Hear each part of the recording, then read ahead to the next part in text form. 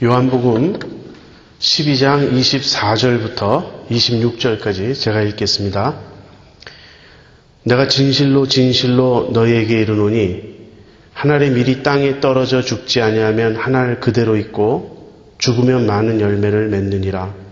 자기 생명을 사랑하는 자는 잃어버릴 것이요 이 세상에서 자기 생명을 미워하는 자는 영생하도록 보존하리라. 사람이 나를 섬기려면 나를 따르라. 나 있는 곳에 나를 섬기는 자도 거기 있으리니 사람이 나를 섬기면 내 아버지께서 저를 귀히 여기시리라. 요한복음 강의한 여러분 다 받으셨죠? 강의안을 같이 보도록 하겠습니다.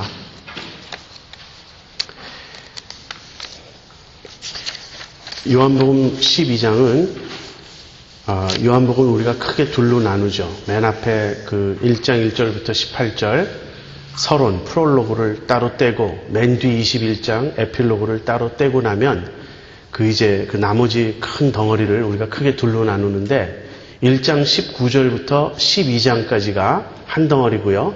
그다음 13장부터 20장까지가 또 한 덩어리입니다. 그래서 12장은 그 첫 번째 큰 덩어리의 마지막 장이 되겠습니다. 1장부터 12장까지는 표적의 책이라고 우리가 부릅니다. 예수님께서 행하신 7가지 표적을 요한이 기록하면서 그 표적을 통하여 예수님이 어떠한 분이신지를 증거하는 것입니다. 그리고 13장부터 20장까지는 영광의 책이라고 우리가 그렇게 부르는데 예수님의 그 순환과 예수님의 부활이 주 내용이 되죠. 그리고 순환에 앞서 13, 14, 15, 16, 17 이렇게 5장이 예수님께서 최후의 만찬을 나누시면서 다락방에서 제자들에게 강화하신 그 설교입니다.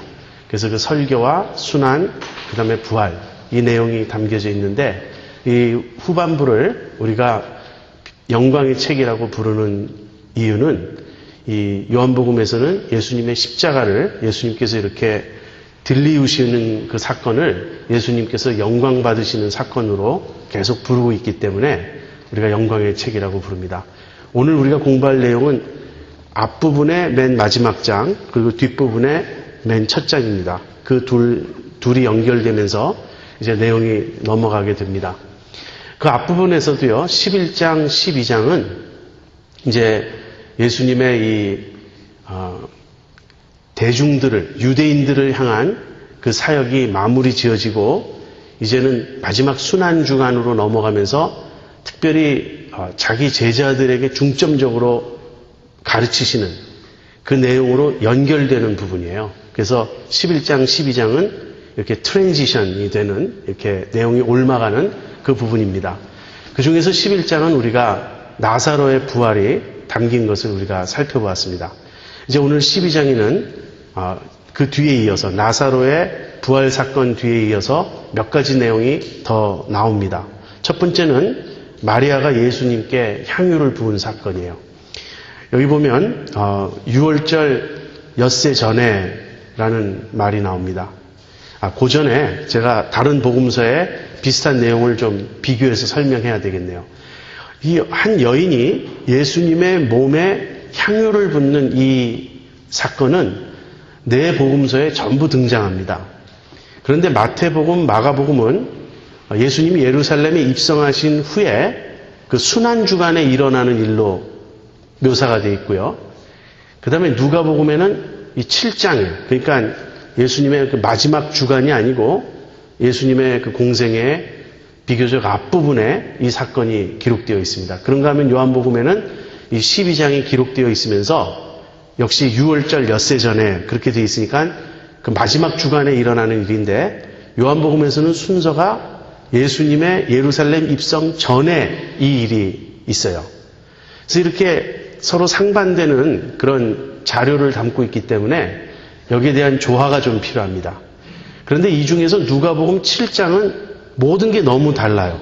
한 여인이 예수님의 몸에 향유를 부은 그것은 일치하는데 시기, 장소, 분위기, 그 다음 예수님과 나눈 그 대화의 내용 등 모든 것이 전혀 다릅니다.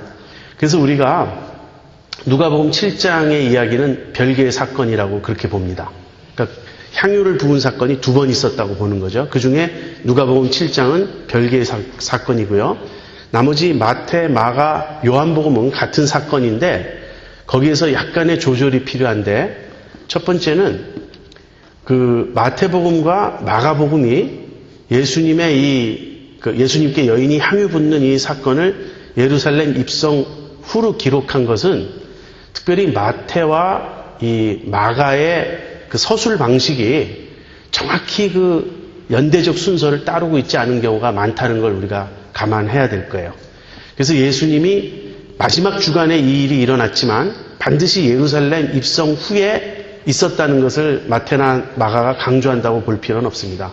그래서 여기 이 요한이 기록한 순서가 더 맞을 수도 있습니다. 아무튼 어느 쪽이든지 그 복음서의 저자가 그 순서를 그대로 밝히려고 의도하지 않은 한 그 어간에 일어난 일이라고 보면 우리가 되겠습니다. 또 하나는요, 마가복음 같은 데서는 예수님의 머리에 향유를 붓습니다. 그런데 이 요한복음에는 예수님의 발에 향유를 붓거든요. 그런데 이것은 양쪽 다 부었다고 보면 돼요. 지금 이 여인이 붓는 향유의 양이 적지 않습니다. 그렇기 때문에 머리에도 붓고 발에도 부었다. 그런데 마가는 머리 쪽에 부은 걸 초점을 맞췄고 요한은 발에 부은 쪽에 초점을 맞췄다. 그렇게 보면 되겠습니다. 아무튼 그런 배경을 염두에 두고요. 이제 이 사건 자체를 보겠습니다. 6월절 엿새 전에 장소는 베다니의 마르다, 마리아, 나사로 남매의 집이에요. 지금 예수님을 위해서 이 남매들이 잔치를 베풀고 있습니다. 그런데 이 마르다는 여기서도요, 잔치 준비하느라고 바빠요. 근데 마리아는 이제 예수님 곁에 와가지고 예수님의 발에 향유를 붓는 거예요. 마리아가 부은 이 향유는 순전한 나드 한 근이라고 이렇게 묘사되어 있습니다. 그리고 이것을 돈으로 환산하면요, 한 300데나리온 정도 된다. 이렇게 말할 수 있는데, 일꾼 하루 품삯이 그 한 데나리온이라고 그렇게 말하거든요. 그렇다면 안식일에 일하지 않는다면 1년 일꾼의 품삯에 해당되는 거예요. 그러니까 엄청나게 비싼 거죠. 그 향유가 어디에 담겨져 있냐면 이렇게 꼭지가 좁고 가느다란 그런 목이 있는 병이에요. 알라바스터 자라고 하는 그 안에 이거를 담아두는데요. 이것을 이렇게 꺼내 쓰려면, 다 부으려면 이 목 있는 부분을 딱 따는 수밖에 없어요. 그래서 그것을 옥합을 깨뜨렸다고 말하는 겁니다. 그래서 이 목 부분을 딱 끊어서 이렇게 깨뜨려서 이렇게 떼어내고 나머지를 붓는 거예요. 여기 담긴 양이 한 12아운스 정도 된다고 합니다. 여러분은 향수나 콜론을 사실 때 그 양을 주의해서 보시나요? 보통 이 연말에 이렇게 선물 교환하고 그럴 때 그런 거 사게 되죠. 보면은 이만한 병에 들어도요, 남자용 그 콜론 같은 경우를 보면 4아운스나 커야 6아운스예요. 그런데 12아운스면은 지금 2배나 되는 양 아니에요. 큰 병이 2배나 되는, 그러니까 상당한 양이라고요.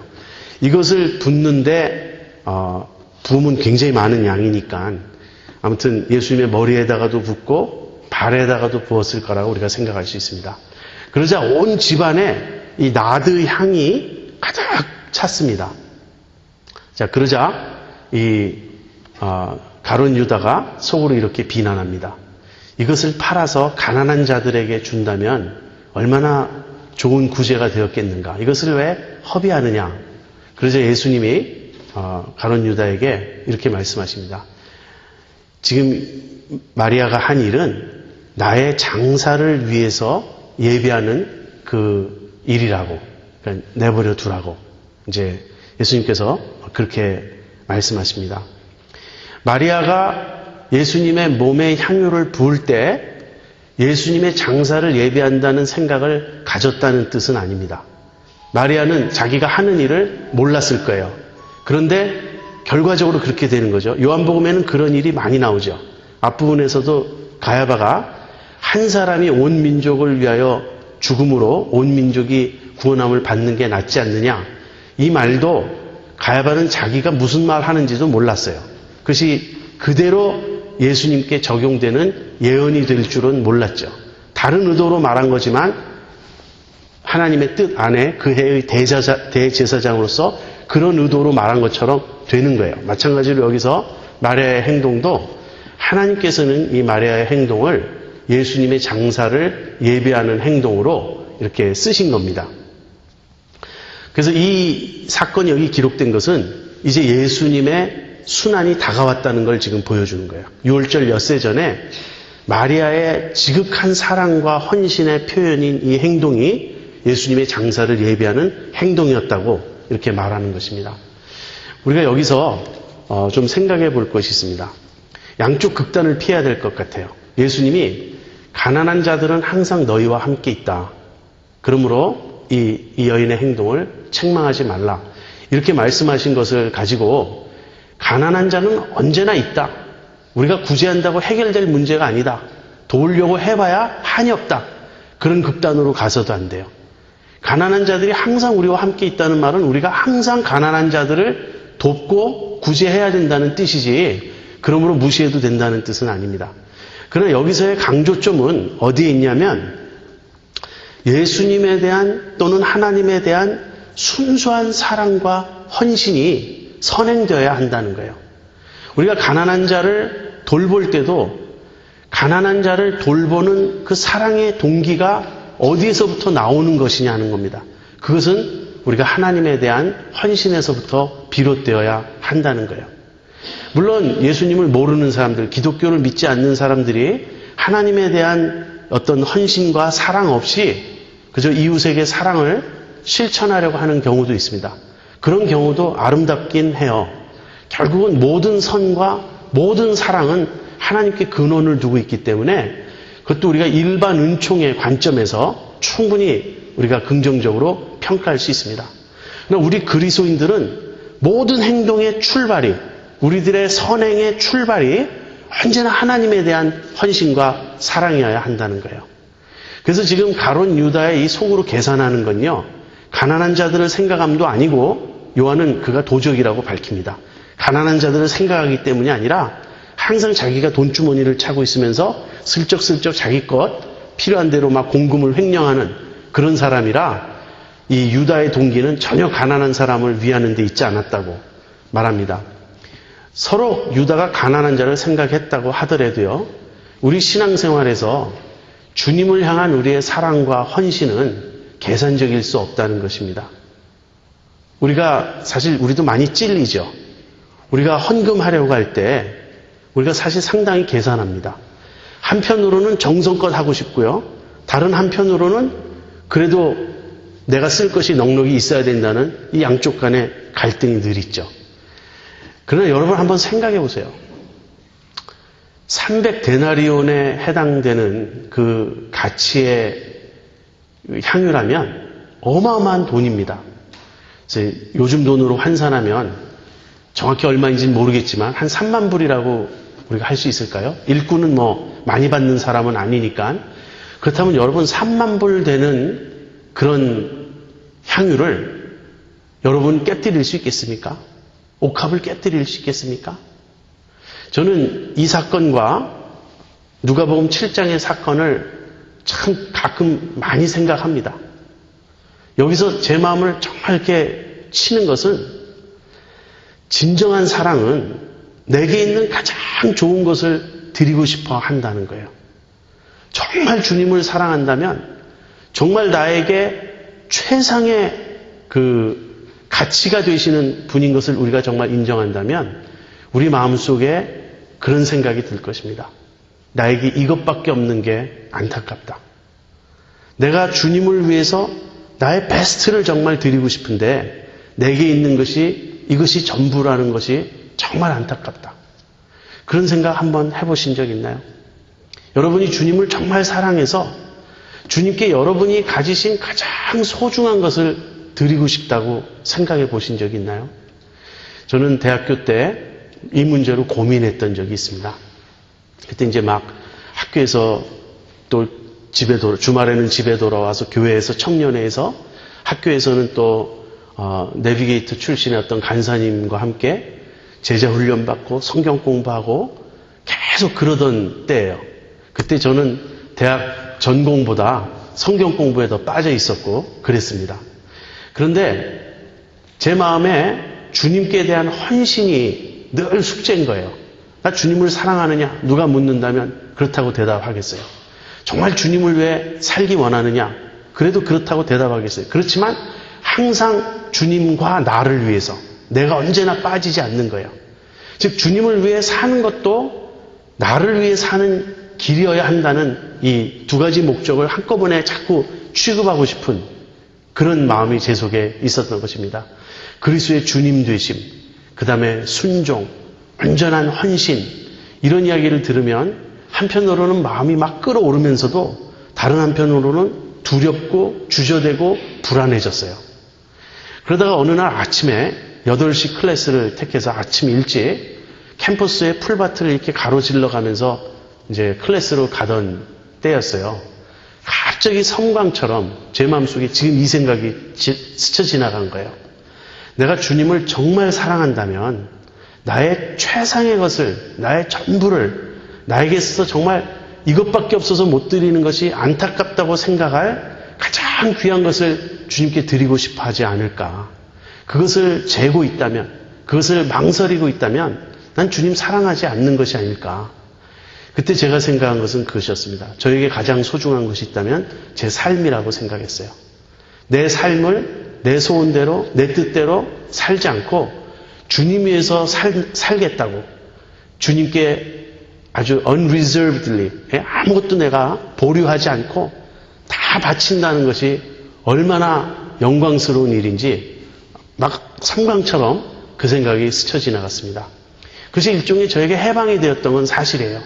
그때 이후로 항상 주님께 내가 나의 모든 것을 드려야 된다는 생각을 하고 있습니다. 그런데 실제적으로 제 자아의 욕심이 자꾸 꺾이고 사라지고 내려놓게 되는 것은 지금까지의 싸움이에요. 지금도 원리는 분명한데 적용에 있어서는 항상 제가 스트러글을 하고 있습니다. 마음으로는 나의 모든 걸 주님께 바쳤다고 하지만 작은 불편조차도 감수하고 싶어 하지 않아요, 제가. 그런 싸움이 늘 있습니다. 그러나 내 마음 중심에서는 그 원리는 확정되었어요. 나는 정말 주님을 위해서 나의 모든 것을 드리고 싶다. 여러분, 이 사랑을 아십니까? 이 헌신을 아십니까? 우리가 인간끼리 연인 사이에, 부부 사이에 정말 사랑해도요, 자기의 모든 걸 다 주고 싶어 하지 않습니까? 그런데 연인의 사랑이란 얼마나 쉽게 변하나요? 금방 또 싸우고 이기적이 되고 다투고 그러지 않습니까? 네, 우리를 위해 자기 모든 것을 주신, 생명을 주신 그 주님의 사랑을 안다면 정말 우리가 모든 것을, 향유를, 이 옥합을 깨뜨리고 싶어 하지 않을까요? 이것은 우리에게 큰 도전이 됩니다. 누구에게 이 일이 가능할까요? 대답은 아주 간단합니다. 주님의 영광을 본 사람, 주님이 어떠한 분이신지를 안 사람, 그 주님의 사랑을 받아본 사람은 이것이 의무도 아니요, 강요도 아니요, 부담도 아니요, 억지도 아니에요. 목회자로서 성도님들에게 헌신하십시오, 헌신하십시오 많이 말합니다. 그럴 때마다 어떨 때는 저도 모르게 제가 성도님들에게 애원해요. 헌신해 주십시오. 이런 식으로. 저를 위해서 하시라면은 제가 애원해야 마땅하죠. 제가 그 헌신을 받을 자격이 없으니까. 우리 주님을 위한 것이라면 애원해서는 사실 안 되는 것입니다. 주님을 아신다면 그럴 수밖에 없다. 저는 이렇게 말씀드리고 싶어요. 주님께 헌신하지 않는다. 뭐든지 계산적이다. 항상 이렇게 거부적이다. 뒤로 물러서려고 한다. 그것은 아직 주님을 모르는 거예요. 주님을 알면 옥합을 깨뜨리지 않을 수 없습니다. 마리아에게 물었다면 이렇게 대답했을 거예요. 내게 있는 것이 그것뿐인 게 안타깝다고. 옥합이 나드 한 근이 아니라 나드 10근이고 300데나리온이 아니라 3000데나리온이라도 난 예수님을 위해 붓겠다고. 계속해서 지금 주님이 부딪히는 반응은 거부 반응이에요. 회의적이고 예수님을 믿긴 믿지만 출교당할까 봐 겁나서 숨기고 있고 망설이고 그런 중에 얼마나 신선한 샘물 같은 이야기입니까? 여기 한 여인이 있어요. 예수님을 너무너무 사랑해서 그 여인의 보물제의로 향유옥합을 깨뜨린 것입니다. 그리고 그것을 다 쏟아부었어요. 주님이 이것을 내 장사를 위하여 예비하는 것이라고 받으셨습니다. 자, 이 일 후에 그때 사람들이 많이 모여왔어요. 그 집에. 나사로도 보기 위해서. 예수님만 보는 게 아니라 저기 죽었다가 살아난 사람이 있대. 그래서 나사로도 보기 위해서 많이 몰려왔습니다. 그러자 대제사장들이 이제 나사로도 죽여야 되겠다고 생각해요. 지금 이 사람들의 마음속에 아주 음흉한 그런 모략이 진행되고 있는 것입니다. 예수님을 죽이려고 한 것은 진작에 결정된 일이에요. 그런데 나사로도 죽여야 되겠다고 생각했습니다. 왜 그렇습니까? 나사로가 예수님에 대한 증거 아닙니까? 예수님이 나사로를 살리신 그 일의 증인이잖아요. 나사로도 없어야 되겠다. 그렇게 생각합니다. 자, 이 일 후에 예수님께서 이제 예루살렘에 입성을 하십니다. 그래서 나귀를 타고 이렇게 예수님이 예루살렘에 들어가시는데요. 이것은 스가랴 9장 9절을 성취하시는 겁니다. 그 시온에 따라 기뻐하라 내 왕이 임하시는도다. 그러면서 그는 겸손하여 나귀 곧 나귀의 어린 새끼를 타고 오신다. 그렇게 이제 스가랴서는 말합니다. 그때 예루살렘에는요 절기 유월절을 지키기 위해서 많은 사람들이 몰려들었습니다. 그래서 이때 몰려들어서 예수님의 입성을 환영했던 종려나무 가지를 흔들고 호산나 하면서 환영했던 사람들이 다 예루살렘 주민은 아니에요. 밖에서 온 사람도 많았습니다. 그리고 밖에서 온 사람들은 예수님에 대한 소문을 들었거나 아니면 예수님의 행하신 일을 목격한 사람들이 많았어요. 그래서 그 사람들은 드디어 예수라는 그 유명한 사람이 예루살렘으로 들어온다더라. 그렇다면 한편에서 당국자들은 예수라는 사람을 죽이려고 계획하고 있고 그건 알려진 일입니다. 다른 한편으로는 지금까지 행하신 일로 보아 예수라는 분이 호락호락 그렇게 죽을 것 같진 않고 그렇다면 어쩌면 메시아로서 드디어 어떤 엄청난 일을 벌일 수도 있을 것이다. 이런 기대가 지금 막 교차되는 그런 장면이에요. 그래서 이제 막 예수님이 들어오시는데 막 환영했습니다. 근데 예수님은 나귀를 타고 들어오셨어요. 여러분 나귀의 의미는 아시겠죠? 나귀는 평화의 상징입니다. 그리고 섬김의 상징이에요. 나귀는 일하는 동물 아닙니까? 그리고 나귀는요 전쟁용이 아니에요. 예수님이 말을 타고 들어오셨다면 그것은 예수님이 전쟁하시는 어떤 용맹스러운 그런 군사적 메시아의 이미지를 풍기셨을 겁니다. 근데 예수님은 전쟁하러 오시는 분이 아니에요. 평화의 왕으로 오시고 겸손하여 섬기는 동물인 나귀를, 그것도 나귀의 어린 새끼를 타고 들어오신 것입니다. 그래서 이 제자들이 그 예수님의 입성의 의미를 나중에 깨닫게 돼요. 예수님이 영광을 받으신 후에 뒤돌아보니 그것이 그런 일이었구나. 지금 제자들이 나중에 깨달았다는 의미는요. 예수님이 왕으로서 입성하셨다는 것을 깨달았다는 뜻이 아니에요. 그건 제자들도 그때도 알고 있었어요. 그렇게 기대하고 있었어요. 예수님이 예루살렘에 들어가시는 건 왕으로 들어가시는 거라고 알고 있었어요. 제자들이 나중에 깨달은 건 뭐냐면 예수님이 평화의 왕으로 오신 것이고 전쟁하고 뭐 군사적 정치적 메시아로 오신 게 아니라 섬기고 희생하기 위해서 입성하셨다는 것을 나중에 깨달았다는 그런 의미입니다. 근데 지금 이 장면에서도 이제 바리새인들이 보니까 그냥 막 너무나 많은 사람이 예수님을 환영하는 거예요. 이 정도 되면 이제 대세는 기울었다 이렇게 판단하는 거죠. 모든 사람이 저에게로 간다. 이제 우리는 어쩔 수 없다. 그래서 막 큰일 났다고. 이 일을 어떻게 하면 되느냐. 이제 이 정도 사람이 몰리고 막 이렇게 소란을 피우면요. 금방 로마 총독이 군대를 보낼 것이고 금방 막 그냥 제압하고 체포하고 죽이고 하는 일이 벌어질 것 아닌가. 이렇게 이제 염려한 것이죠. 그래서 베다니에서 향유 부은 사건 뒤에도 입성하신 이 일 뒤에도 계속해서 요한이 붙이는 맨 꼬리말은 무엇이냐면 당국자들이 불안해하는 거예요. 당국자들이 염려하고 불안해하고 예수님을 죽이려 하는 그런 의도를 계속 보이고 있습니다. 그 다음에 12장에서 아주 이제 중요한 그런 전환점이 드디어 나타납니다. 이것은 헬라인들 몇 사람이 예수님을 만나기 위해서 찾아오는 일이에요. 이 요한복음에만 나옵니다. 헬라인 몇 사람이 예수님을 찾아오는데 빌립에게 먼저 와요. 빌립은 베세다 사람입니다. 지금 베세다는 데가볼리라고 하는 지역에서 가깝다 그래요. 근데 이 데가볼리라고 하는 지역에 이제 헬라인들이 많은 거죠. 그래서 그 헬라인들이 자기 동네에 가까운 베세다 출신의 빌립에게 찾아온 것은 얼핏 보면 이렇게 자연스럽죠. 그러니까 예수님에게 직접 가기보다는 자기들을 좀 이렇게 예수님께 소개해주고 안내해줄 사람을 찾고 싶은데 그러기 위해서는 자기 동네에서 가까운 베세다 출신의 빌립을 찾아가는 게 쉽겠죠. 그래서 빌립을 찾아가 우리가 주를 뵙고자 하나이다 이렇게 요청을 합니다.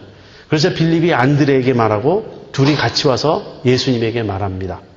근데 예수님이 헬라인 몇 사람이 당신을 만나러 왔다는 얘기를 들으셨을 때 헬라인들에게 어떤 답을 주신 것으로는 나와 있지 않아요. 헬라인들의 얘기는 그냥 여기서 끝납니다. 헬라인들은 어떤 신호였어요. 헬라인들이 예수님을 찾아왔던 얘기를 들으셨을 때 예수님은 자기가 영광받을 때가 임했다는 것을 즉각 알아차리십니다. 잠깐만요. 제가 거기 읽어볼게요. 23절에 인자의 영광을 얻을 때가 왔도다. 그렇게 예수님 말씀하십니다. 무슨 뜻입니까? 여기서 요한복음에는 지금까지 계속 때라는 말이 나왔죠. 내 때가 아직 이르지 않았다. 예수님의 어머니 마리아가 가나의 혼인잔치에서 포도주가 떨어졌습니다. 이렇게 말했을 때도 여자여 그것이 나와 무슨 상관이 있습니까? 내 때가 이르지 않았습니다. 요한복음 7장에 그 초막절 때 왜 예수님의 동생들이 예수님에게 왜 예루살렘에 올라가지 않느냐? 세상에 자기를 드러내려고 하는 사람이 왜 여기 총구석에 남아있느냐? 그랬을 때도 내 때는 아직 이르지 않았다. 예수님 그렇게 말씀하셨어요. 때라는 말이 여러 번 나왔습니다. 요한복음에서 때는 언제나 예수님의 죽으심을 가리키는 거예요. 예수님이 죽으실 때를 말하는 겁니다. 그런데 예수님은 당신이 죽으실 그 때, 그 시간을 뒤집어서 영광을 받는 시간이라고 표현하세요. 왜 그런가? 요한복음에서 영광이란 말은 언제나 드러나는 것이에요. 정체가 드러나는 것. 그런데 예수님의 정체가 드러나는 그 순간은 언제냐면 예수님이 십자가에 달려 들리시는 겁니다. 예수님이 십자가에 달려 들리실 때 예수님의 어떠하심이 드러나냐면 예수님이 하나님이 어떤 분이신가를 온전히 드러내세요.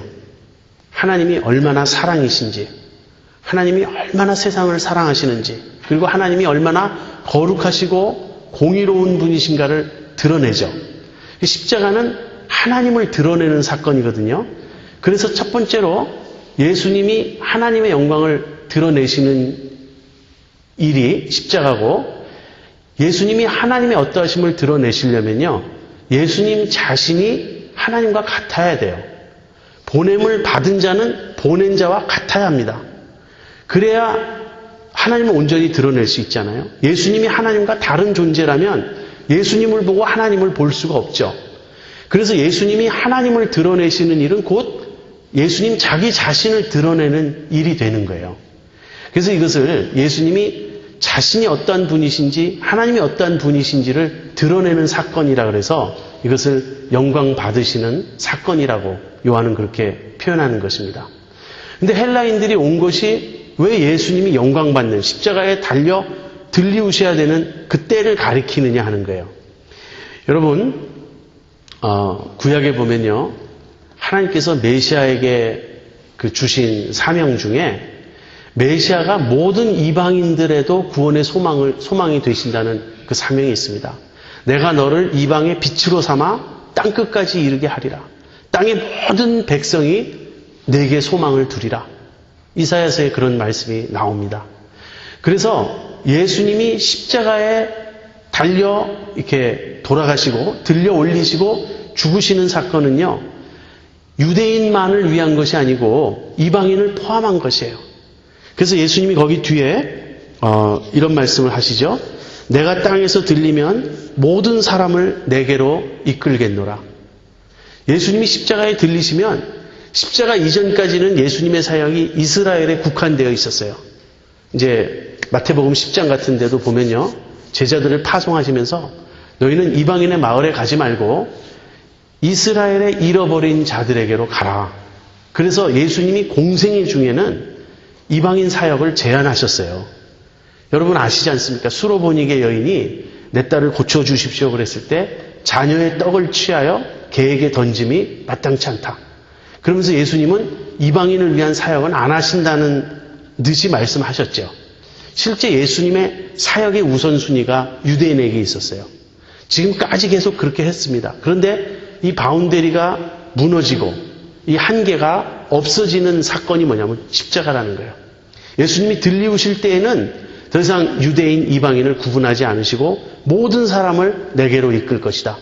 바로 헬라인들이 예수님에게 찾아온 것은 그때가 되었다는 것을 하나님께서 신호하신 거예요.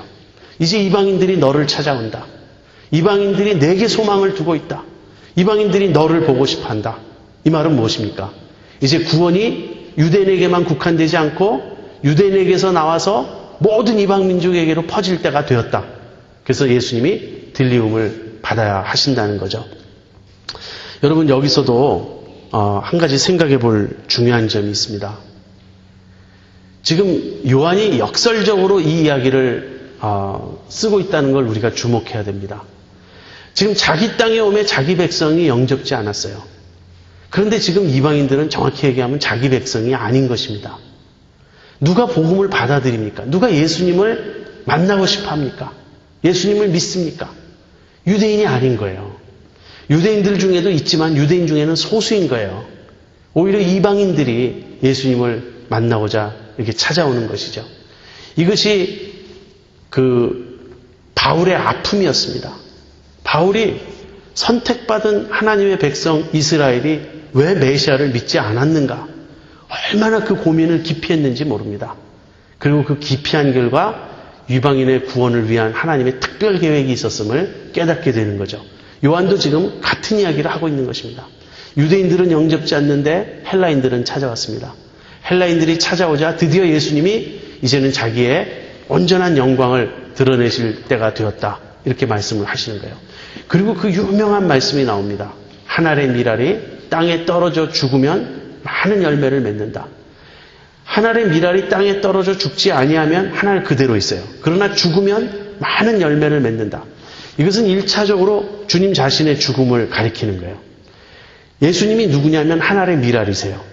그리고 예수님이 죽음으로써 한 알의 밀이 땅에 떨어져 죽음으로써 많은 열매를 맺는다는 말은 예수님의 십자가가 많은 사람에게 구원을 주신다는, 많은 사람을 살린다는 이제 그런 이야기입니다.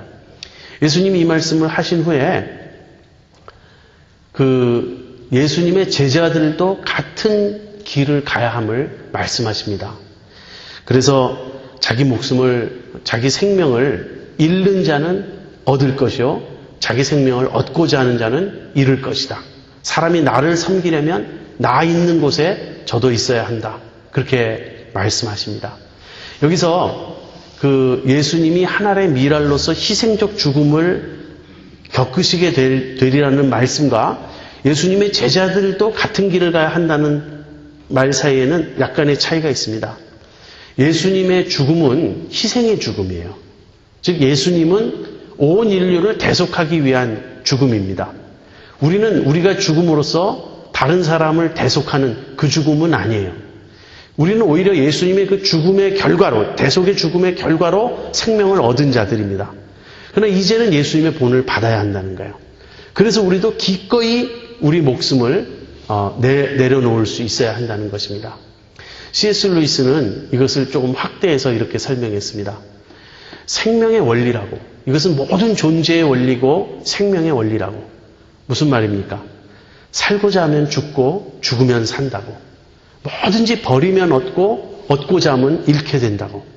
이 말씀은 실제 사실이에요. 그래서 C.S. 루이스는 여기서 예수님이 우리에게 무리한 요구를 하시는 게 아니라고. 예수님은 단지 법칙을 말씀하시는 거라고. 내가 죽으면 살고 살고자 하면 죽는 것은 법칙이라고. 맞아요, 여러분. 여기서 생명을요, 자아로 바꿔도 됩니다. 계속 자아를 추구하는 사람들이 있죠. 내 성공, 내 안락함, 내 행복, 어떤 내 건강, 내 유익. 자아를 계속 추구하는 사람이 자아를 얻지 못해요. 자기를 얻지 못해요. 자기를 기꺼이 내던지는 사람은 그리스도 안에서 참 자기를 발견할 수 있습니다. 우리의 자아라는 건 독립적으로 살 수 없어요. 우리 스스로 하나님으로부터 독립해서, 이웃들로부터 독립해서 내 스스로 나를 찾고자 세우고자 한다고 얻을 수 있는 것이 우리 자아가 아닙니다.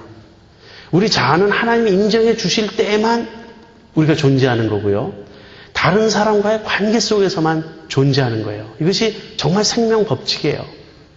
그래서 우리가 죽을 때에만 살 수 있는 것입니다. 내 행복을 연연해 하지 않고 내가 행복하든지 불행하든지 그것이 목적이 아니고 주님을 사랑하고 이웃을 사랑하고 기꺼이 나 자신을 주고자 할 때 그 사람이 가장 행복해지는 거예요.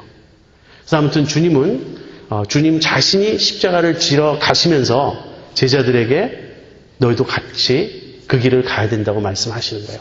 이것은 공간복음에서 가이사랴 빌립보에서 예수님이 베드로가 주는 그리스도시요 살아계신 하나님의 아들이십니다. 이렇게 신앙 고백하고 나자 인자가 예루살렘에 가서 죽을 것이다.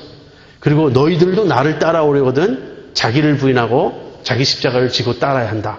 하고 말씀하신 것과 동일한 것입니다. 자, 주님이 이 말씀을 하시고 이제 마음에 혹시 힘드셨어요. 그래서 아버지여 이 때를 면하게 하여 주시옵소서. 이것은 예수님의 겟세마네 동산의 기도와 1차죠. 이 잔을 내게서 옮기시옵소서.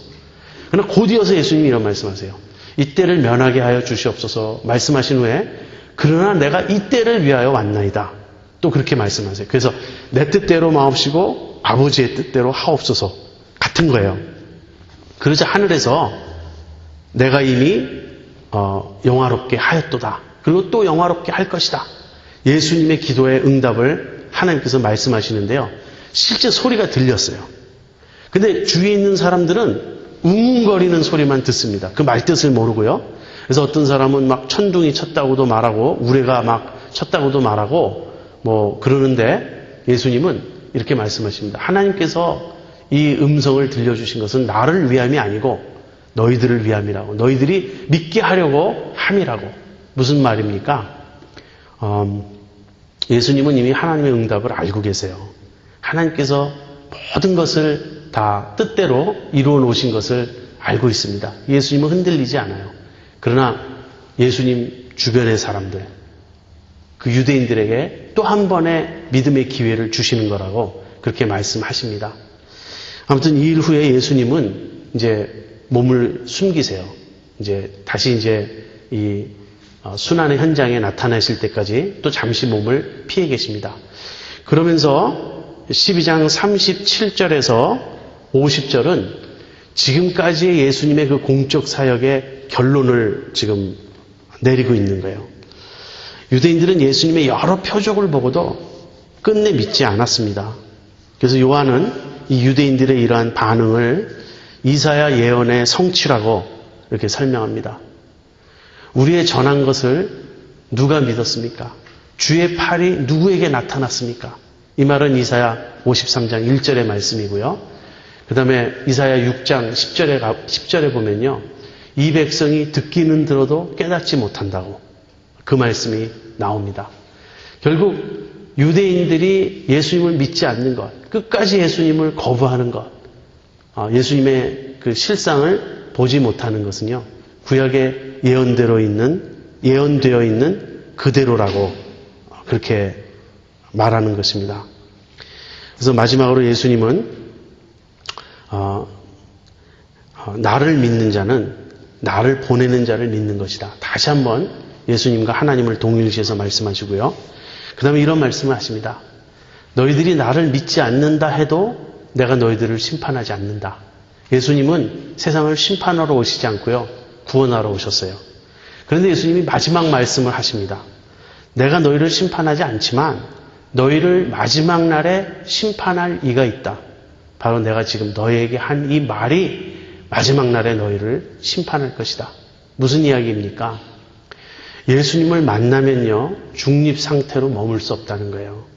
예수님의 말씀을 들었으면 그 무반응도 반응이 되는 거예요. 마지막 날에 예수님의 말씀을 들은 자들은 그 말씀에 어떻게 반응했는지를 심판받게 된다는 것입니다. 차라리 예수님의 말씀을 듣지 않았다면 긍휼을 얻을 수도 있어요. 차라리 예수님의 표적을 보지 않았다면 불쌍히 여김을 받을지도 모르겠습니다. 그러나 유대인들은 보았어요. 들었어요. 그리고도 받아들이지 않았습니다. 그래서 맨 마지막 예수님의 말씀은 내가 너희를 심판하지 않는다 해도 너희들은 인자를 믿지 않으므로 이미 심판을 받은 것이다. 이 결론을 내리는 것입니다. 여기까지가 예수님의 공적 사역이에요. 우리 이제 잠시 브레이크 타임 갖고 다시 모였을 때 13장을 공부하도록 하겠습니다. 예, 계속 이어서 하겠습니다. 이제 요한복음 13장인데요.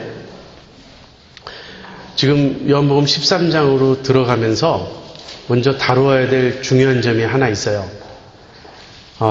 많은 사람들이 요한복음에 나오는 마지막 순환 주간의 그 시간표와 이 공간복음의 차이점을 지적합니다. 요한복음은 어떻게 알려져 있냐면 예수님이 그 6월절 그러니까 어떻게 말해야 되나요? 아무튼 6월절 전날 식사를 하시고 최후의 만찬을 하시고 그 다음에는 예수님이 잡혀 십자가에 못 박히시는 그 날이 6월절인 것으로 그렇게 말하고 있습니다. 지금 제가 제대로 표현했는지 왔다 갔다 한데요. 아무튼 요한의 의도는 무엇이냐면 6월절에 어린 양이 죽임을 당하는 그 시간에 예수님이 십자가에 못 박히신 것이다. 그렇게 묘사했다고 이렇게 많은 사람들이 보는 거예요. 그런 반면에 공간복음에서는 예수님이 마지막에 제자들과 함께 최후의 만찬을 나누신 그 만찬이 6월절 식사입니다.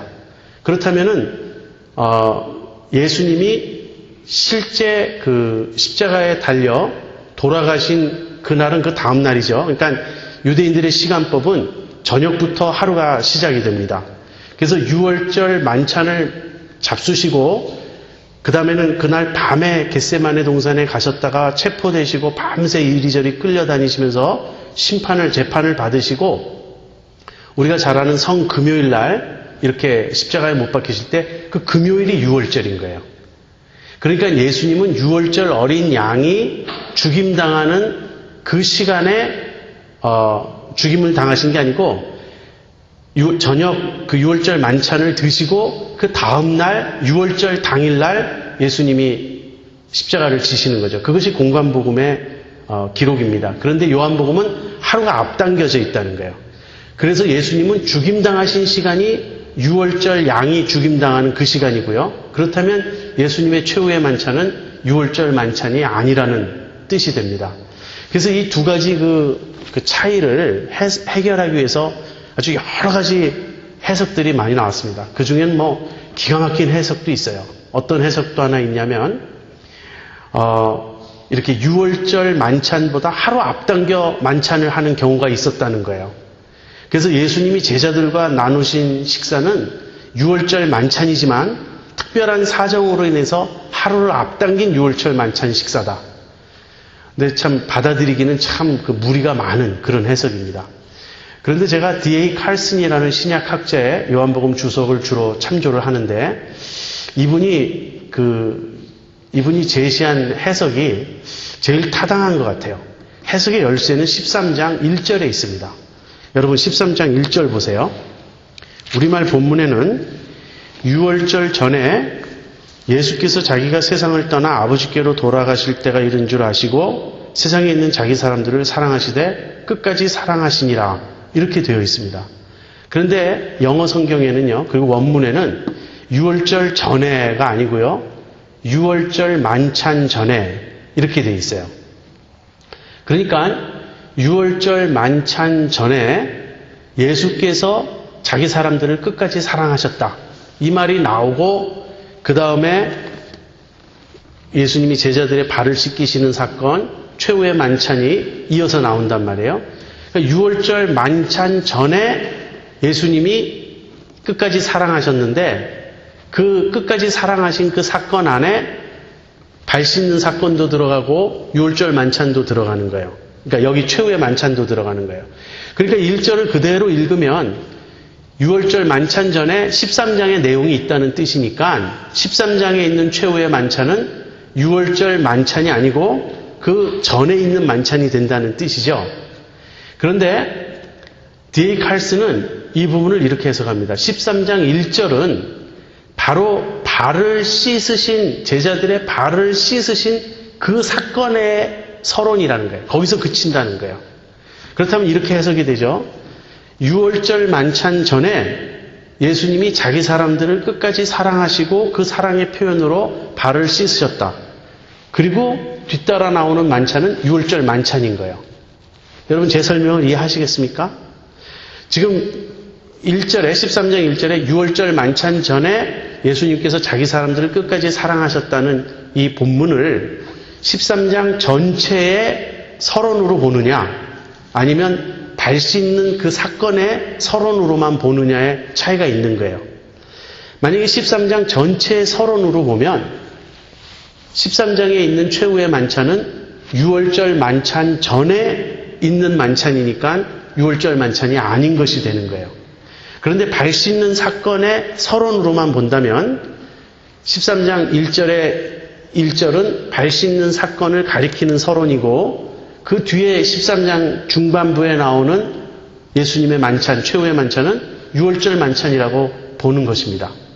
이렇게 해석하게 되면 요한도 공관복음의 저자들과 마찬가지로 예수님의 최후의 만찬을 유월절 만찬으로 묘사하고 있다, 이렇게 보게 됩니다. 그리고 예수님이 비록 요한복음 1장에서 세례 요한의 입을 통해 세상 죄를 지고 가는 하나님의 어린 양이다라는 그런 증언을 이렇게 하게 하지만 요한복음의 저자인 사도 요한이 예수님을 이 유월절 어린 양의 죽음을 죽으시는 것으로 강조하지 않습니다. 예수님은 생명의 떡이다. 예수님은 세상의 빛이다. 예수님은 선한 목자다. 이런 모든 이 예수님에 대한 그 묘사 중에 예수님을 유월절 어린 양이다, 이렇게 묘사하는 내용은 요한복음에 없다는 거예요. 그래서 요한의 의도가 예수님의 죽음이 유월절 어린 양이 죽임당하는 그 시간에 일어나는 것으로 묘사하려고 했다는 것은 꼭 그렇게 보아야 될 이유가 없다고 말할 수 있겠습니다. 뒤에 문 좀 닫아주시겠어요? 자, 그러면 이제 13장 내용으로 들어가죠. 유월절 만찬 전에 예수께서 세상에 있는 자기 사람들을 사랑하시되 끝까지 사랑하시니라. 여기서 세상에 있는 자기 사람들이라고 말함으로써요, 지금까지 12장까지에 나오는 유대인들과의 관계가 더 이상 아닌 거예요. 이제는 자기 사람들에게 초점을 맞추시는 겁니다. 자기 사람들은 누구죠? 제자들입니다. 그래서 제자들과 함께 지금 다락방에 모였어요. 그리고 예수님이 그 다락방에서 이제 최후의 만찬을 이제 나누시는데, 그 만찬 전에 예수님께서 갑자기 일어나셔서 이 허리에 수건을 두르시고요, 그 다음에 대야를 가지고 제자들의 발을 씻기 시작합니다. 근데 여러분이 아마 이 얘기를 많이 들으셨을 겁니다. 이 발을 씻는 이 행위는 가장 비천한 일에 속해서 이 종들만이 하는 일입니다. 그리고 종들도, 유대인들은 이 일을 안 해요. 유대인들이 여러 이유로 종이 되었다 하더라도 이 일을 하지 않고 이방인 종들만이 이 일을 했습니다. 그래서 발을 씻는 행위라는 것은 굉장히 비천한 일이고, 그 일을 한다는 것은 굉장히 모욕감을 느끼는 일이고, 아무도 하려고 하지 않는 그런 일이에요. 그런데 예수님이 그 제자들의 발을 씻기시려고 하시니까 이 순간 아주 그 모임 자리에 정적이 이제 감돌았을 거예요. 아무도 말하지 않았을 겁니다. 굉장히 숙연해지고 조용해졌을 거예요. 얼마나 당황하고 있겠습니까, 제자들이. 차라리 예수님이 일어나실 줄 알았다면 내가 일어날 걸 속으로들 그렇게 생각하고 있었을 거예요. 그런데 이때도 정적을 깬 사람은 다름 아닌 베드로입니다. 베드로는 참 용감하죠. 베드로가 그래서 좋아요. 자기 차례가 되자 베드로가 주여 절대 나를 씻길 수 없습니다. 뭐 베드로는 주님 이게 도대체 말이 되는 이야기입니까? 그러면서 이제 완강하게 거부한단 말이에요. 그래서 예수님이 저는 또 이런 베드로의 이런 반응에 예수님의 답변이 너무 지혜로우신 것 같아요. 참 어떻게 이럴 때 대답을 해야 될지 참 곤란할 것 같은데 예수님은 딱 한마디로 베드로의 말을 일축시키십니다. 내가 너를 씻지 않으면 너와 내가 상관이 없다. 그래서 베드로는 또 반대의 극단으로 갑니다. 절대 나를 못 씻긴다 그랬다가 이젠 발만 아니라 온몸을 다 씻겨달라고, 머리와 손도 다 씻겨달라고. 그래서 예수님이 목욕한 자는 이미 온몸이 깨끗하고 발만 씻으면 된다. 또 이렇게 말씀을 하셨어요. 그리고 나서 이제 다 끝난 다음에 이제 소위 우리가 세족식이라고 부르는 이 사건이 끝난 다음에 예수님이 설명을 하십니다. 너희들이 나를 선생이요 주라고 부르는데 너희 말이 옳다고. 내가 주와 선생이 되어 너희의 발을 씻긴 것은 본을 보이기 위함이라고. 너희도 이와 같이 서로 발을 씻기는 것이 옳으니라.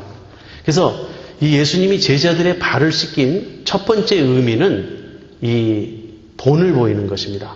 뒤에 가서 세 계명을 주시죠. 세 계명을 너에게 주노니 서로 사랑하라. 그 서로 사랑하라는 계명을 주시기에 앞서서 본을 보이신 거예요. 어떻게 하는 것이 서로 사랑하는 것인가?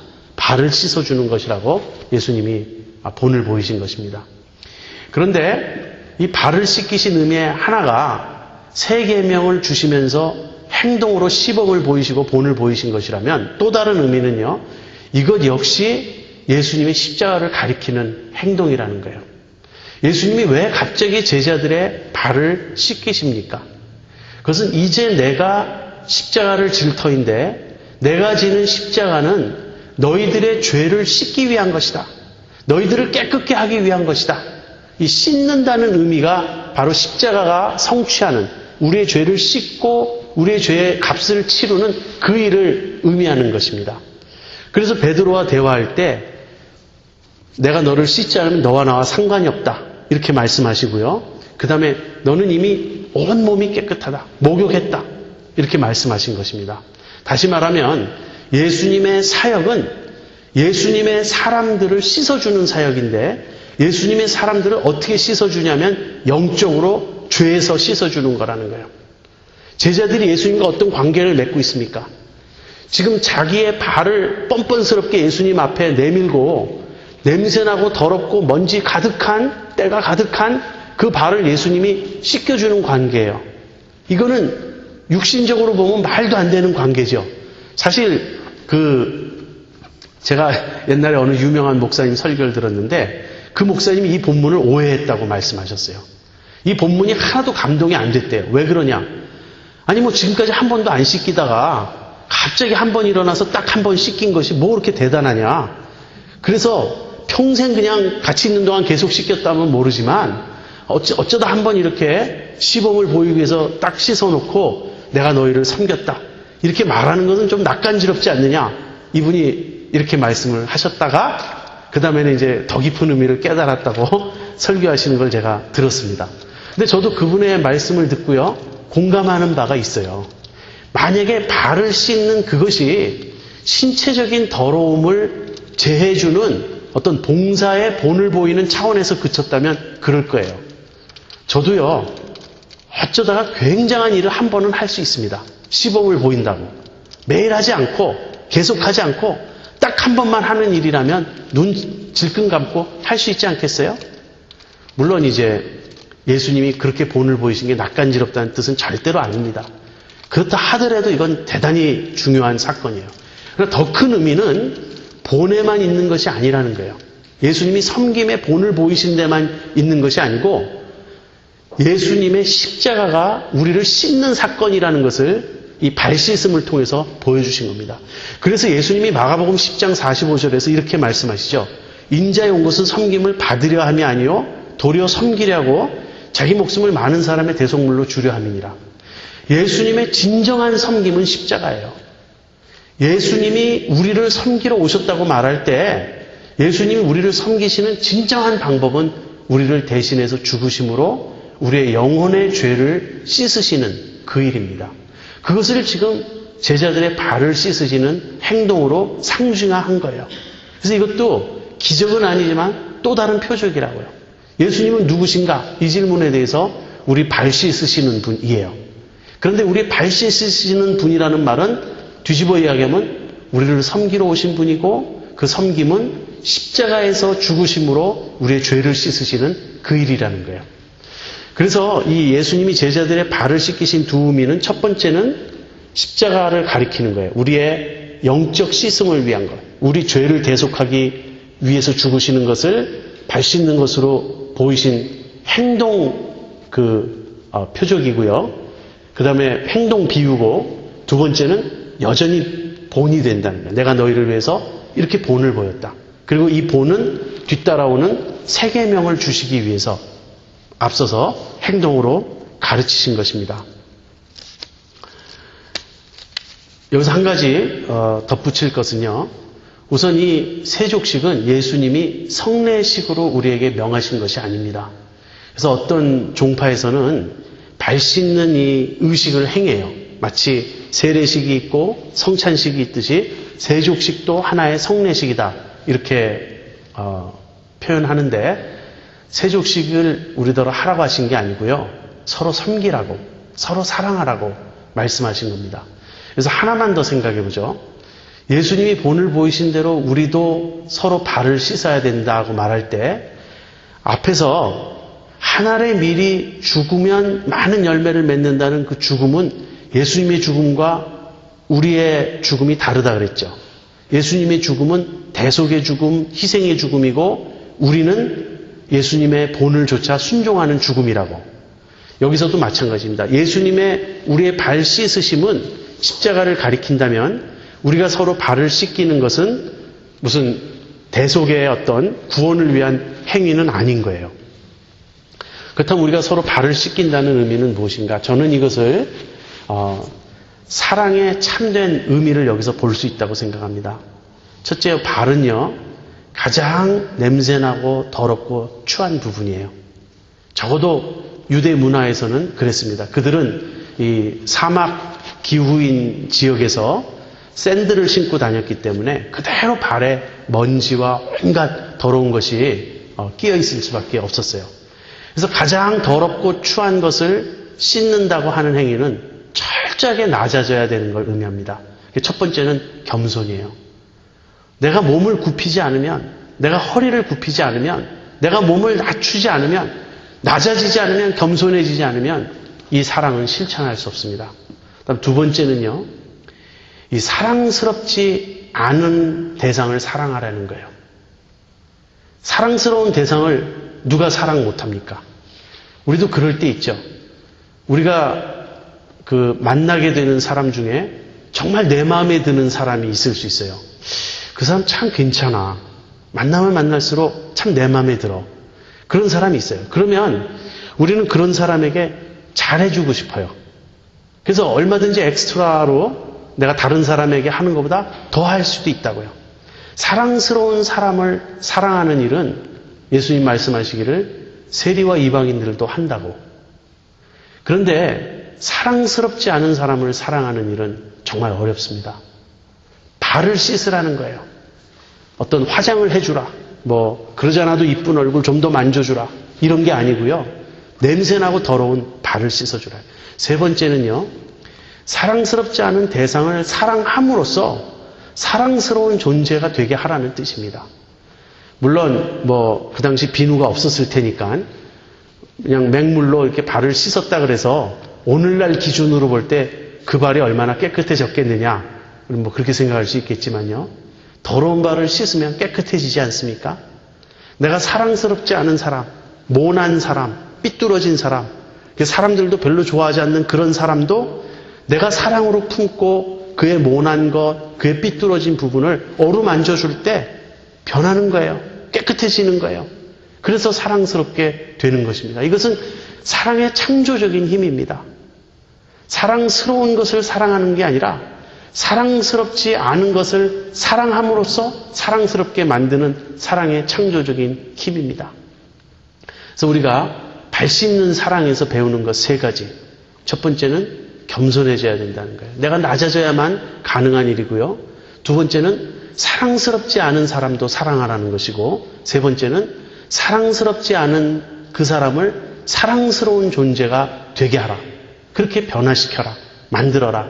감화하라는 의미가 담겨 있습니다. 자, 그래서 예수님이 이제 제자들의 발을 다 씻어주셨어요. 그리고 나서 이제 다 둘러앉아서 만찬을 나누는데요. 예수님이 참 이렇게 괴로워하십니다. 내 마음이 참 힘들다. 그러면서 너희 중에 한 사람이 나를 팔 것이다.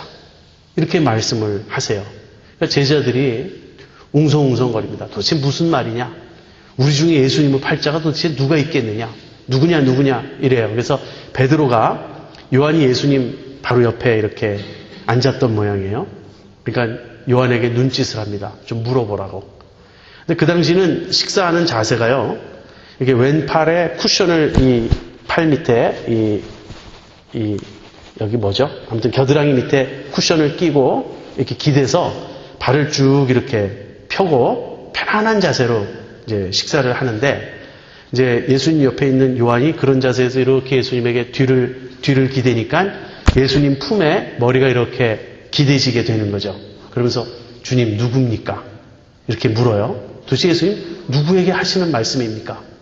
예수님이 내가 떡을 이렇게 초에 찍어서 주는 그 자가 나를 팔 것이다. 참 너무나 확연하게 예수님 드러나게 말씀하신 것 아니에요? 이것은 시편 41편 9절에 내 떡을 먹는 자가 내게 발꿈치를 들었나이다 하는 말씀을 응하게 하는 거라는 거예요. 그리고는 떡 한 조각을 찍어서 가룟 유다에게 주셨습니다. 그러자 유다가 그 떡을 받을 때 이제 사단이 그 속에 들어갔다. 그런 표현이 나와요. 그리고 유다가 일어나서 밖으로 나갑니다. 그때 밖으로 나가니 밤이러라. 이렇게 표현하고 있어요. 근데 재밌는 건요. 제자들이 이 사건을 이때는 잘 이해하지 못해요. 갑자기 예수님이 왜 유다를 이렇게 밖으로 내보내는가? 그래서 혹시 무슨 명절에 쓸 물건 사러 갔다 오라는 건가? 그렇게 이해를 한 거예요. 저는 요한복음을 읽으면서 계속 느끼는 것이 이런 것입니다. 뭔가 항상 뿌예요. 항상 이렇게 명확하게 모든 게 밝혀지지 않고 왠지 계속 뭐가 끼어 있는 것처럼 오해가 있고 이렇게 모르고 어긋나고 계속 그래요. 지금 제자들조차도 이 장면을 조금 명확히 이해를 못하는 것입니다. 예수님이 십자가에 죽으신다는 말도 이해를 잘 못하겠고, 자기들 중에 누구 한 사람이 예수님을 배반하고 판다는 것도 이해하지 못하겠고, 다 언제 깨닫냐면요. 나중에 예수님이 영광 받으신 후에 되돌아보니 성전된 자기 육체를 두고 말씀하신 것이고, 예수님이 의미가 이것이었고 저것이었고, 이걸 다 나중에 깨닫게 됩니다. 아무튼 그래서 유다가 나가는데요. 유다가 나가니 밤이러라. 이 표현은 우리가 3장에서 니고데모가 밤에 예수님에게 찾아올 때 제가 말씀드렸죠. 밤에 이중 의미가 있다고. 실제 니고데모가 밤에 찾아온 건 맞습니다. 가룟 유다가 밤에 나간 건 맞아요. 그러나 요한은 그 자연적 밤에서 영적 암흑을 동시에 본 거예요. 니고데모는 밤에 찾아온 이유가 무엇이냐면 그가 밤에 속한 사람이었어요. 유대인의 스승이요 관원이요 지도자였지만 그는 거듭나지 않은 사람이었고 하나님 나라를 볼 수 없는 사람이었고 어둠에 속한 사람이었습니다.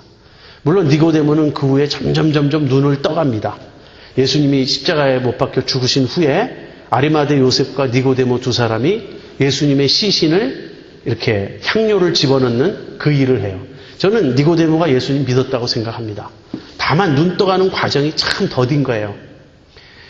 여기서 가룟 유다가 나갈 때 밤인 것도 마찬가지입니다. 예수님과 함께 있을 때는 빛이에요. 낮이에요. 그러나 예수님을 떠나서 가면 거긴 밤인 것입니다. 유다는 예수님 주변을 맴돌았어요. 빛이 있는 가운데 있었어요. 그러나 끝내 빛을 떠나 어둠으로 되돌아갔다는 것입니다. 또 이 밤의 의미는요, 예수님에게도 밤이었다는 거예요. 유다가 밤을 향해 간 것은 예수님을 밤의 세력에게 팔아 넘기려고 나간 것이에요. 그러니까 바깥은 밤이라면 그 바깥은 어둠의 세력이요, 악의 세력이요, 예수님을 공격해오는 세력인데 이제 예수님도 그 세력에게 가야 하는 거예요. 끌려가야 하는 거예요. 붙잡혀 가야 하는 거예요. 이런 의미가 여기 담겨 있습니다. 많은 사람들이 가룟 유다에 대해서 기기묘묘한 이 설명을 합니다. 가룟 유다가 나쁜 사람이 아니라는 거예요. 가룟 유다가 예수님을 판 것은 예수님이 자꾸 머뭇거리고 자신의 메시아로서의 정체를 밝히 드러내지 않고 자기에게 주어진 권능을 사용하지 않자 예수님을 행동하실 수밖에 없는 상황으로 몰아가기 위해서 그렇게 했다는 거예요. 그래서 예수님을 이렇게 팔아넘기면 예수님이 드디어 당국자와 맞닥뜨릴 수밖에 없고, 그렇다면 지금까지는 자꾸 회피하셨는데 할 수 없이 이제 그들을 설득시키고 자신의 메시아 정체를 드러내시도록 그렇게 하려고 유다가 계획했는데 결과가 엉뚱하게 나와서 유다가 이제 후회하고 이제 속상해했다. 그런데 이것은 성경에 없는 이야기입니다. 성경은 분명히 뭐라 그러냐면 유다가 돈을 탐내고 은 30냥에 예수님을 팔아넘겼다고 말하고 있어요. 자꾸만 이렇게 유다를 변호하고 옹호하는 이유는 무엇일까요? 여기서 마귀가 예수님을 팔 생각을 유다 속에 집어넣었다든지 사탄이 유다 속으로 들어갔다든지 하는 것을, 그리고 유다가 예수님을 팔고 배신하는 것은 성경에 미리 예언되어 있기 때문에 유다가 희생자라고 보는 그런 관점이 있기 때문이에요. 그래서 유다는 본인이 원하지 않아도 어쩔 수 없이 예수님을 팔 수밖에 없는 운명이었고 이렇게 숙명론적으로 몰아가는데 그렇지 않습니다. 예수님은 미리 앞날을 내다보시니까 너희 중에 한 사람이 나를 팔 것이다 이렇게 계속 말씀하신 거지만, 아무튼 예수님이 미리 아심은 유다가 그렇게 자기의 뜻대로 행동을 할 것을 아신 거예요. 그러니까 유다가 판 거예요. 여기서 유다는 결국은 유혹에 넘어가는 겁니다.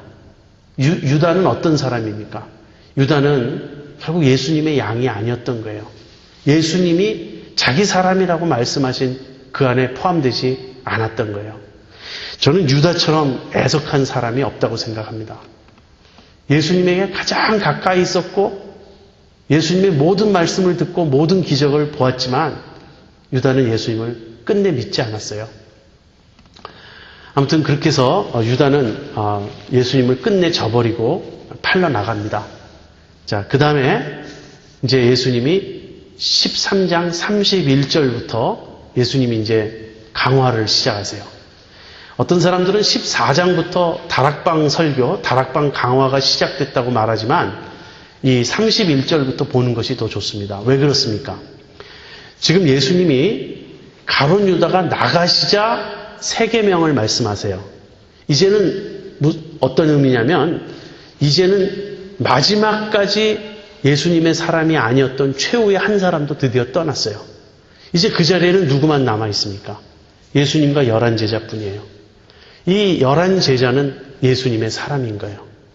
그러니까 예수님이 이제부터는 자기를 믿는 자들, 자기 제자들, 자기 사람들에게 이제 특별 설교를 하시기 시작하는 겁니다. 앞에서는 이렇게 유대인들에게 믿으라고 계속해서 그런 식의 말씀을 하셨다면 이제는 제자들에게 이제 모든 것을 분명히 밝히세요. 이제 뒤에 가보면요, 14장에 가보면 예수님께서 내가 아버지로부터 왔다가 아버지께로 돌아간다 이 말씀을 하시니까 그 제자들이 그런 말을 합니다. 이제는 아무런 비사도 사용하지 않으시고 모든 것을 있는 그대로 밝히시니 우리가 이제는 알겠습니다. 깨닫겠습니다. 그런 말을 하는 게 나와요. 드디어 예수님이 이제 제자들에게 밝히 말씀하시는 거예요. 이 다락방 강화의 목적은 무엇이냐면요, 제자들을 준비시키시는 거예요. 내가 이제 십자가에 달려 죽을 것인데 마지막으로 너희들에게 이런 말을 이르는 것이다. 이렇게 하시는 겁니다. 그 내용에는 예수님의 죽음의 의미에 대한 설명도 있고요. 장차 일어날 일들에 대한 예언도 있고 특별히 성령님이 오신다는 약속이 있고요. 그 다음에는 예수님의 제자들이 어떻게 살아야 하는지 제자도에 대한 이야기도 있습니다. 그 제자도의 지금 처음 내용이 새 계명이에요.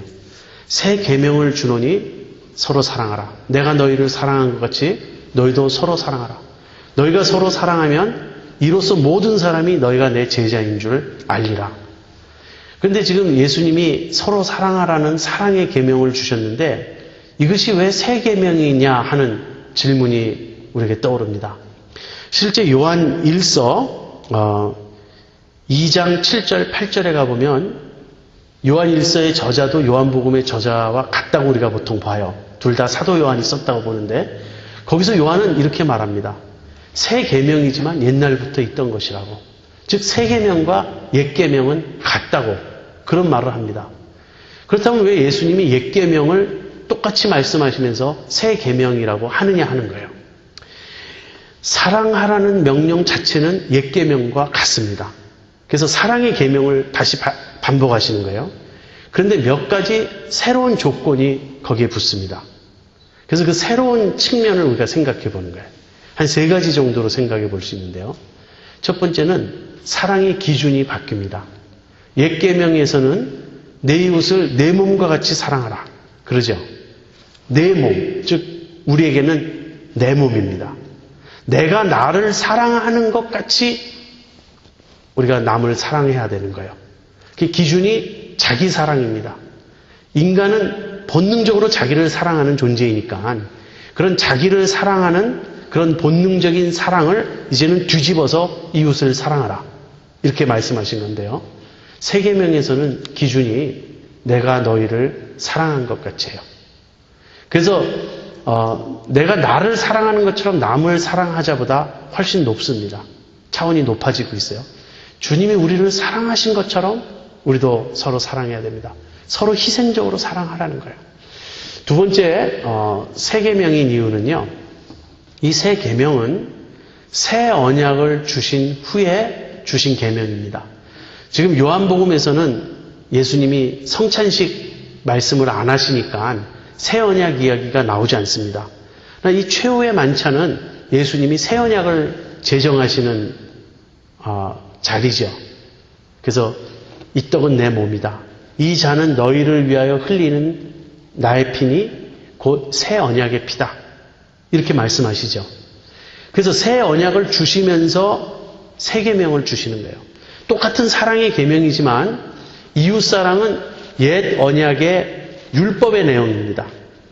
그런데 여기서 서로 사랑하라는 계명은 새 언약 하에서 주시는 거예요. 그렇다면 어떻게 다른가? 옛 언약에서는요. 이웃사랑이라 그럴 때 그 이웃은 사실 유대인에게 국한된 것이 아니었습니다. 모든 이웃이에요. 그 한 걸음 더 나아가 원수사랑까지도 예수님은 말씀하셨죠. 그런데 새 계명은 새 언약 안에 들어온 사람들을 우선적으로 대상으로 하고 있다는 그 점에서 다릅니다. 너희들은 이제 나의 새로운 백성이 되었다. 나와 새 언약을 통해서 나의 사람들, 나의 백성들이 되었다. 그러므로 너희는 서로 사랑해야 된다 하는 것입니다. 그래서 일반적인 사랑의 계명의 차원을 넘어서서 우리가 예수님의 몸의 지체들로서 예수님의 새 언약의 백성들로서 예수님의 사람들로서 1차적으로 먼저 사랑해야 한다는 거예요. 그래서 이런 말씀을 하시는 겁니다. 너희가 서로 사랑하면 이로써 모든 사람이 너희가 내 제자인 줄 알리라. 여러분 우리는 이웃사랑을 실천해야 됩니다. 그러나 먼저 순서는요. 우리가 서로 사랑해야 돼요. 어떤 사람이 그냥 일상적으로 선행을 실천하면서 이웃사랑을 실천하면서 산다 그럴 때 우리는 그를 칭찬합니다. 그러나 이웃사랑을 실천하지만 서로 사랑하는 관계 속에 들어오지 않을 수도 있어요. 여러분 서로 사랑하는 게 이웃사랑보다 더 쉬울까요? 저는 그렇지 않다고 생각해요. 내가 이웃에게 계속 선을 베풀며 사는 것보다 우리가 서로 사랑해서 하나가 되는 것은 더 큰 사랑이라고 저는 생각합니다. 왜 그렇습니까? 내가 일방적으로 남에게 잘하는 차원이 아니고요. 나도 그 사랑을 받아들여야 되기 때문에 그래요. 우리가 하나가 돼야 되기 때문에 그래요. 이것이 얼마나 힘듭니까? 오늘날 교회와 초대교회와의 큰 차이, 또는 성령께서 강하게 역사하신 부흥의 때와의 큰 차이가 무엇인지 아십니까? 우리는 프라이버시를 가장 소중히 여기는 거예요. 우리는 교회 공동체의 일원이 되고 싶어 하지 않습니다. 그래서 적을 올려놓는다든지 또는 액티브한 활동은 하지만 내 사생활에 침범받고 싶어 하지 않아요. 나는 언제든지 뒤로 물러날 수 있기를 원합니다. 언제든지 도망갈 수 있기를 원합니다. 마음에 안 들면 교회를 빨리 옮길 수도 있기를 원합니다. 주님이 우리에게 주신 명령은 하나가 되라는 거예요. 하나가 되려면 부부관계를 한번 생각해 보세요. 하나가 되려면 자기를 죽여야 됩니다. 그래서 우리가 서로 사랑해야 되는 거예요. 저도 그냥 내가 누구에게인가 좀 착한 일을 하면서 이웃에게 어느 정도 선을 행하면서 살라는 것이 더 쉽겠어요. 그러나 서로 사랑해서 하나가 되라는 말은 나에게 갈등을 주는 사람, 내가 힘든 사람, 아픈 사람이라도 우리는 하나라고 하는 거예요. 이 한 몸을 이루라는 겁니다. 이것이 새 언약의 틀 안에서 주어지는 세 계명의 차원이에요. 바울도 선을 행하되 믿음의 가정에게 먼저 하라고 그런 말을 했습니다. 마지막으로는요, 이것이 세 계명인 이유는 하나님 예수님께서 우리에게 사랑을 명령하실 뿐 아니라 그 사랑의 능력까지도 주신다는 거예요. 이제 예수님이 가셔서 성령을 보내시면 성령으로 우리가 하나의 몸을 이룰 때, 예수님의 공동체가 될 때, 예수님의 백성이 될 때, 성령이 우리 가운데 교통하실 때 우리는 정말 서로 사랑할 수 있다는 것입니다. 사랑의 기준이 다르고요. 사랑의 그 틀이 달라요. 그 다음에 사랑의 그 원동력이 다릅니다. 그래서 세 계명을 주시고 우리가 서로 사랑해서 하나가 될 때 이것이야말로 주님이 제자들에게 바라셨던 가장 큰 소원이라는 것을 우리가 기억해야겠습니다. 자, 이 말씀 후에 베드로가 난 예수님 끝까지 따르겠다고, 예수님을 위하여 목숨을 버릴지언정 나 주님을 따르겠다고 그랬을 때 주님이 닭이 울기 전에 내가 나를 3번 부인할 것이다 이렇게 말씀하십니다. 베드로는 참 좋습니다. 전 베드로가 참 좋아요. 전 베드로가 보여주는 한계는 이것이에요. 믿음조차도 은혜입니다. 저는 그걸 요즘에 많이 느껴요. 나 예수님 사랑하고 싶습니다라고 늘 고백하면서 그게 잘 안 되는 내 자신을 볼 때 이것조차도 주님이 은혜로 나에게 허락하셔야만 가능하구나 하는 생각을 합니다. 시간이 많이 지나가서 마치겠는데요. 사실 제가 오늘 가장 강조하고 싶었던 것은 이것이었어요. 여러분, 사랑은 절대 혼자서 체험할 수 없습니다. 사랑은 마치 전기와 같아요. 흘러야만 체험할 수 있습니다. 사랑이 흐르려면 공동체가 있어야 돼요. 사랑을 나누는 대상이 있어야 돼요. 이 서로 사랑하라는 세 계명을 한번 우리가 깊이 묵상해 보기를 원합니다. 내가 예수를 잘 믿으려면요, 정말 무슨 자기 부인하고 희생적으로 살고 하는 일방적으로 내가 베푸는 그 차원에서만 이루어질 수 없어요. 서로의 관계 속으로 들어가야 합니다. 정말 서로 사랑할 때, 사랑이 우리 속에서 서로 흐를 때 그것이 생명이고 그것이 성령의 교통입니다. 오직 그때에만 세상이 우리가 예수님의 제자인 줄 압니다. 또 그때에만 세상이 예수님께서 하나님이 보내셔서 이 세상에 오신 분인 줄 압니다. 오늘 우리에게 있는 가장 큰 필요는 사랑하는 공동체예요. 세 계명을 실천하는 우리 되기 바랍니다.